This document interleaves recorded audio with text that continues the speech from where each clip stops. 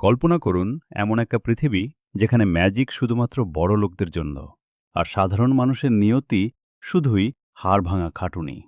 ঠিক এই পৃথিবীতেই জন্ম নেয় আমাদের গল্পের হিরো শিরন।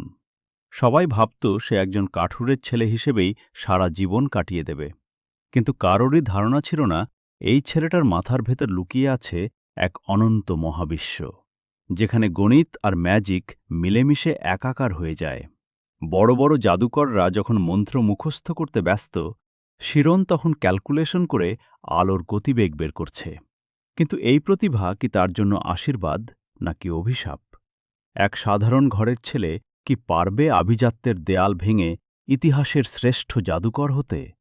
আজ আমরা দেখতে যাচ্ছি এক জাদুকরের গল্প, যে শূন্য থেকে অসীমের সীমানা জয় করতে বেরিয়েছে।